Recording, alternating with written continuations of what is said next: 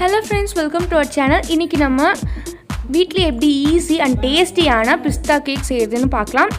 Video பார்க்கறதுக்கு முன்னாடி இன்னும் நம்ம சேனலை சப்ஸ்கிரைப் பண்ணலனா இப்பவே சப்ஸ்கிரைப் பண்ணிக்கோங்க and பக்கத்துல இருக்க பெல் ஐகானையும் பிரஸ் பண்ணி ஆல் என்ற ஆப்ஷனை கொடுத்து வெச்சுக்கோங்க. அப்பதான் நம்ம வீடியோஸ்லாம் மிஸ் பண்ணாம பார்க்கலாம். சைடுல வந்து ingredients டிஸ்ப்ளே பண்ணிருக்கேன் பாத்துக்கோங்க. அப்படி இல்லனா டிஸ்கிரிப்ஷன்லயும் தரேன் பாத்துக்கோங்க. இப்போ வந்து கேக் prepare பண்றதுக்கு முன்னாடி இதுக்கு கேக் டின்னை வந்து ப்ரிப்பேர் பண்ணிக்கணும்.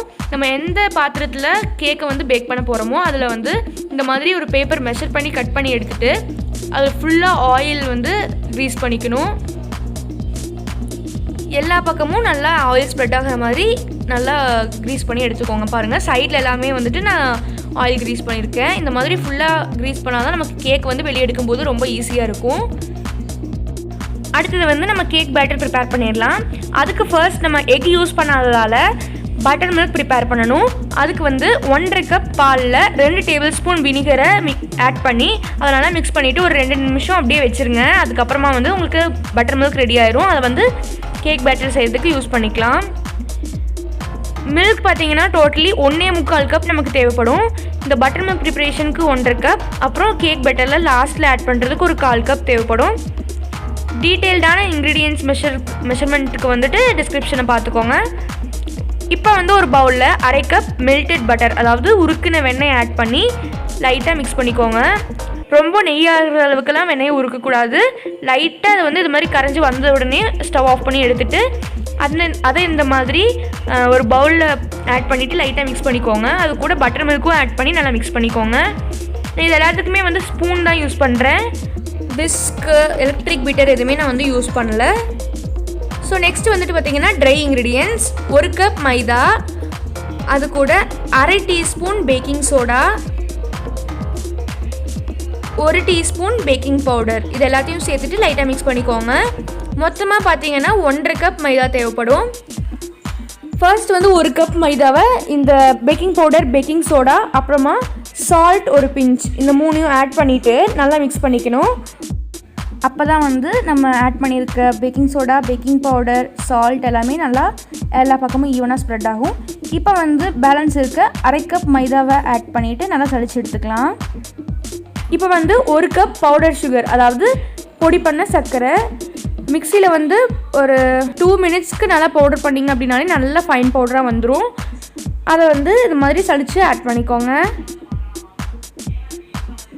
இந்த ட்ரை இன்க்ரீடியன்ஸ் எல்லாமே நல்லா சளிச்சு வச்சாச்சு. அப்போ தான் வந்து நல்லா லூஸாக இருக்கும், நமக்கு கேக் பேட்டரும் நல்லா வரும். அதுக்காக தான் இப்போ வந்து நம்ம மிக்ஸ் பண்ணி வச்சுருக்க பட்டர் அண்ட் பட்டர் மில்க் கூட இந்த ட்ரை இன்க்ரீடியன்ஸை கொஞ்சம் கொஞ்சமாக ஆட் பண்ணி மிக்ஸ் பண்ணிக்கோங்க. ரொம்ப மிக்ஸ் பண்ணிடாதீங்க, லைட்டாக அந்த மாதிரி ஒரே டைரெக்ஷனில் மிக்ஸ் பண்ணி விடுங்க.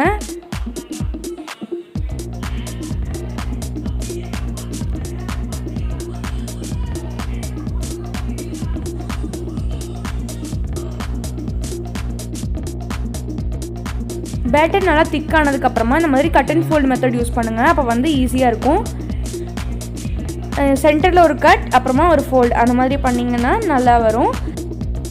அடுத்ததாக இது கூட ஃப்ளேவருக்காக பிஸ்டாஷியோ பவுடர் ஆட் பண்ணிக்கிறேன். இது வந்து ஜஸ்ட் பிஸ்தா கூட கொஞ்சமாக சுகர் ஆட் பண்ணிவிட்டு மிக்சியில் போட்டு நல்லா கிரைண்ட் பண்ணி எடுத்துக்கோங்க.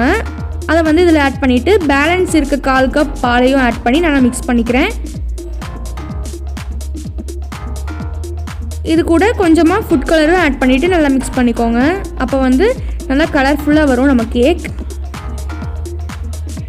இப்போ வந்து ஒரே ஒரு பிஞ்ச் ஃபுட் கலர் ஆட் பண்ணிக்கிறேன். இப்போ எல்லாத்தையுமே ஆட் பண்ணிவிட்டு நல்லா மிக்ஸ் பண்ணிக்கிறேன். உங்கள்கிட்ட ஃபுட் கலர் இருந்தால் ஆட் பண்ணிக்கோங்க, இல்லைனா ஸ்கிப் பண்ணிடுங்க.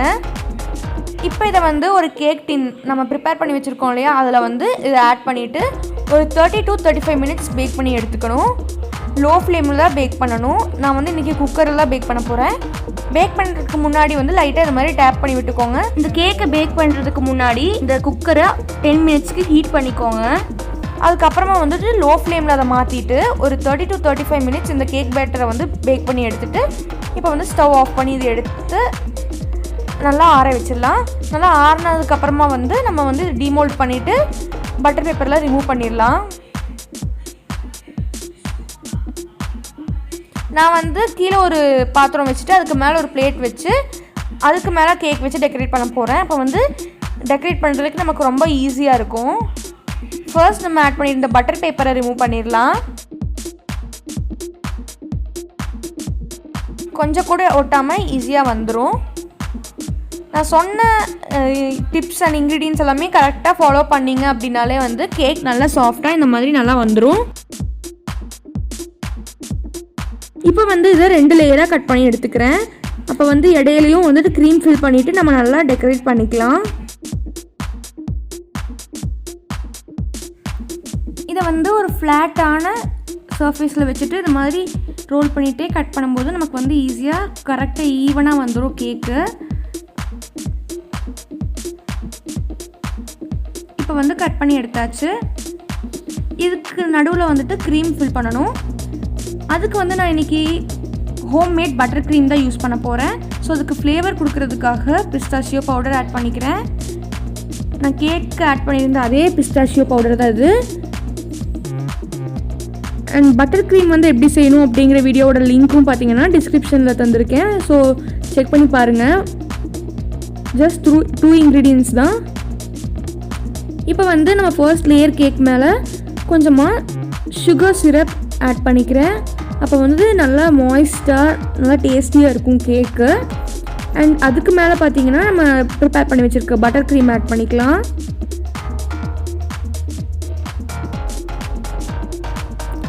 பட்டர் க்ரீமை ஈவனாக எல்லா பக்கமும் ஃபில் பண்ணதுக்கப்புறமா இந்த மாதிரி கொஞ்சமாக பிஸ்டாஷியோ பவுடரை மேலே ஸ்ப்ரிங்கிள் பண்ணி விட்டுக்கலாம். அதுக்கு மேலே நம்ம செகண்ட் லேயர் கேக்கையும் வச்சுக்கலாம்.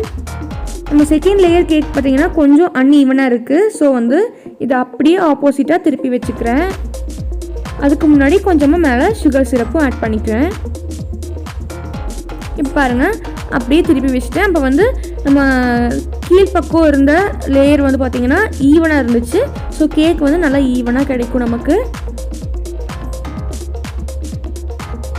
இப்போ வந்து எல்லா பக்கமும் நம்ம க்ரீமை வந்து அப்ளை பண்ணிக்கலாம். உங்களால் முடிஞ்ச அளவுக்கு ஈவனாக அப்ளை பண்ணி எடுத்துக்கோங்க. என்னால் வந்து க்ரீமை ஃபுல்லாக கவர் பண்ண முடியல. ஸோ கொஞ்சமாக க்ளேஸ் ஆட் பண்ணிக்கிறேன். க்ளேஸ் எப்படி செய்யணும் அப்படிங்கிற வீடியோவும் நான் ஆல்ரெடி அப்லோட் பண்ணியிருக்கேன். ஸோ டிஸ்கிரிப்ஷனில் லிங்க் தரேன், செக் பண்ணி பாருங்கள். க்ரீன் கலரில் க்ளேஸ் செஞ்சு இதில் ஆட் பண்ணியாச்சு. இப்போ வந்து மேலே லைட்டாக டிசைன் போடலாம் அப்படின்னு சொல்லிட்டு ஒரு பால் பேக்கெட் தான் இது.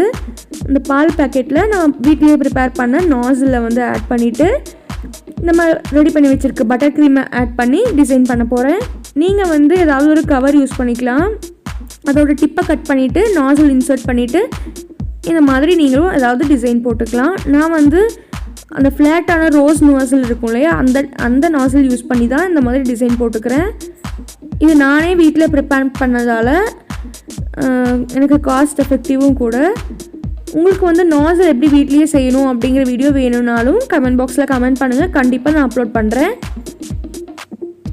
இப்போ வந்து எல்லா சைஸ்லேயும் டிசைன் பண்ணியாச்சு. நான் ஜஸ்ட் ரொம்ப சிம்பிளாக தான் பண்ணியிருக்கேன். நீங்கள் வந்து உங்களுக்கு எந்த அளவுக்கு க்ரியேட்டிவாக பண்ண முடியுமோ அப்படி பண்ணிக்கலாம். அண்ட் சென்டரில் வேணும்னா ஏதாவது டெக்ஸ்ட் எழுதுறதுனாலும் எழுதிக்கலாம். இப்போ வந்து நான் கட் பண்ணி காட்டுறேன் பாருங்கள், எவ்வளோ சாஃப்ட் அண்ட் மாய்ஸ்டாக நம்ம கேக் வந்திருக்குன்னு. நல்லா ஸ்பஞ்சியாக இருந்துச்சு.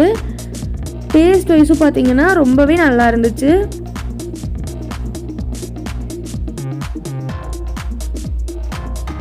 ஸோ கண்டிப்பாக இந்த கேக் ரெசிபியை நீங்களும் ட்ரை பண்ணி பாருங்கள். உங்கள்கிட்ட பிஸ்டாஷியோ எசன்ஸோ இல்லை இந்த பவுடரோ இல்லைனாலும் கூட நீங்கள் வந்து உங்கள்கிட்ட இருக்க ஃப்ளேவரை வச்சு இந்த ஃப்ளேவருக்கு பதிலாக வேறு ஃப்ளேவர் கூட பண்ணிக்கலாம். வெண்ணிலா கேக்காகவும் பண்ணலாம். உங்களுக்கு எந்த மாதிரி வேணுமோ அப்படி பண்ணிக்கலாம். இப்போ வந்து எல்லாத்தையுமே பீஸ் போட்டு நான் எடுத்து வச்சுக்கிறேன். இந்த ரெசிபி ட்ரை பண்ணி பார்த்துட்டு எப்படி இருக்குன்னு கமெண்ட் பாக்ஸில் கமெண்ட் பண்ணுங்கள். அண்ட் இந்த வீடியோ பிடிச்சிருந்தா ஒரு லைக் பண்ணுங்கள், உங்கள் ஃப்ரெண்ட்ஸ்க்கும் ஷேர் பண்ணுங்கள். நம்ம சேனலை சப்ஸ்கிரைப் பண்ணிவிட்டு பக்கத்தில் இருக்க பெல் ஐக்கனை டச் பண்ணி ஆல்ன்ற ஆப்ஷனை கொடுத்து வச்சுக்கோங்க. அப்போ தான் நம்ம வீடியோஸ்லாம் மிஸ் பண்ணாமல் பார்க்கலாம். தேங்க்ஸ் ஃபார் வாட்சிங். நம்ம சேனலில் இருக்க மற்ற வீடியோஸையும் செக் பண்ணி பாருங்கள். உங்களுக்கு வேறு ஏதாவது வீடியோஸ் வேணும் அப்படின்னாலும் கமெண்ட் பாக்ஸில் கமெண்ட் பண்ணுங்கள், நான் கண்டிப்பாக அப்லோட் பண்ணுவேன். பை.